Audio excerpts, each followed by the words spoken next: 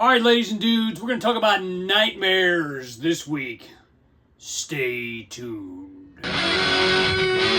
What's up, YouTube? It's this guy, Jeremy McDonald. Let me hear you say it. One of your very favorite people with Parkinson's. Of course, that's Jeremy, also known as J Mac, Jeremy Mac. Let's do this thing.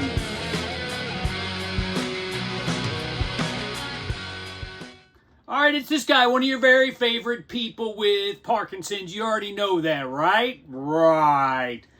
All right, this week we're going to talk about a subject I have not talked about ever at any length. I think I've mentioned it. And here's why, because this is not a problem that I really struggle with, but I've been getting messages from a lot of people, several different people around the world, actually. Night terrors, REM sleep disturbances, early warning signs of Parkinson's. So I'm going to just tell you what I know. Okay, when I guess in the year or two before I was diagnosed, I would wake up screaming or punching the air. This is my punch. Mike Tyson, I'm not. Screaming, I'd wake up crying, just bolt awake. From dead sleep to just, Okay, well, I didn't know at the time that was a precursor of Parkinson's disease. Now, oddly enough, the longer I've had the disease, the less likely, or the more infrequent, I should say, these episodes are. To the non-initiated, to the non-Parkies, let me just explain. Okay, imagine when you go to sleep, you get on a roller coaster. Most people get on a roller coaster. There's good dreams, there's bad dreams, there's sexy dreams. Don't have enough of those. But there's kind of a rhythm to your dreams. I mean, my wife constantly dreams about moving. That's her anxiety. Her anxiety's moving. I dream about being at work and being too slow and being given tasks I can't do. That's kind of my thing. It's sort of a predictable roller coaster of emotions. Well, having these REM sleep disturbances, having these REM sleep disturbances is like getting on a new roller coaster every night. Like you literally don't know where the turns are, and it's like a runaway train. I think of when you're feeling anxious or angry or any kind of negative emotion. When you're awake, you've got that mindfulness you can practice. You can take a breath, do some stretches, go for a walk, find out what's troubling you, why you're reacting the way you're reacting.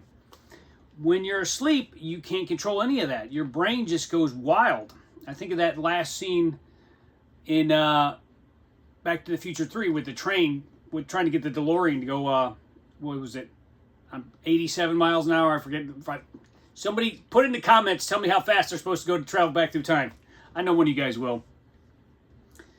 So it's like a runaway train, and my experience, it's just you wake up, and I would wake up generally going, "Ah!" or punching or kicking, just kind of a violent, startling awake. Sometimes just literally like wide awake. Didn't do much screaming, and some of the comments and messages that I've been getting are basically people are saying it's upsetting my family, or I can't ever get a good night's sleep, or I wake up in terror for no reason and I'm afraid to go to sleep. That's no fun. I think one of the messages I got says I can't even escape Parkinson's in my sleep. I know the feeling, but it more hits me with the tremors and the cramping.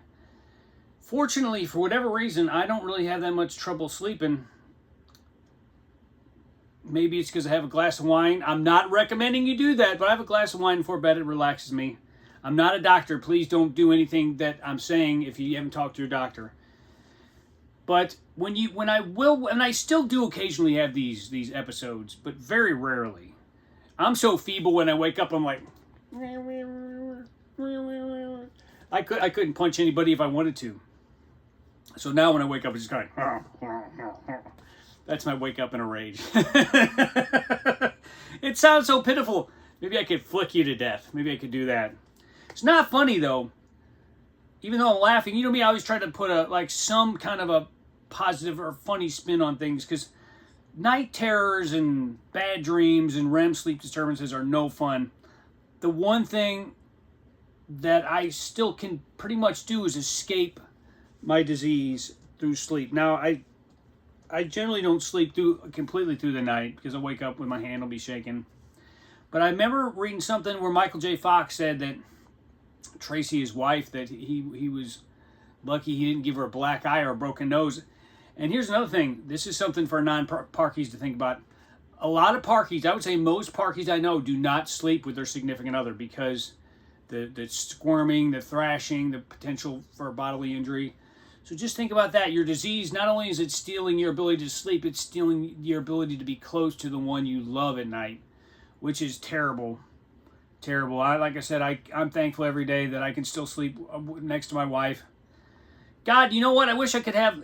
If you're having dreams where you're by the pool and some sexy lady in a bikini shows up and starts flirting with you, you either watching too many videos on the internet, or you've got it dialed in, brother or sister. I don't know. Whichever way you swing, it's all cool. Are you confused? That's good. I'll stop being stupid now. But leave me some comments. Send me a message at jmacpodcaster@gmail.com. Let me know what your experience is. Like I said, I'm fortunate that it would seem like, I don't know if it's the medication I'm on, but after I started Cinemet, I had a lot less of those issues. Previous to Cinemet, I thought I was going crazy. I would just wake up in the middle of the night screaming or crying or thrashing around. Very unpleasant. That's all I got. By the way, here's my picture, my album of the day. Welcome to My Nightmare from Alice Cooper. There's a reason I picked that. I'm currently trying to declutter my bunker down here. It's gotten kind of hairy since my friend Adam died. We always used to do my podcast down here, our podcast down here once a week. I will not turn the camera around because it's a poopy show. That's all I got. Leave me your messages. Can't wait to hear from you.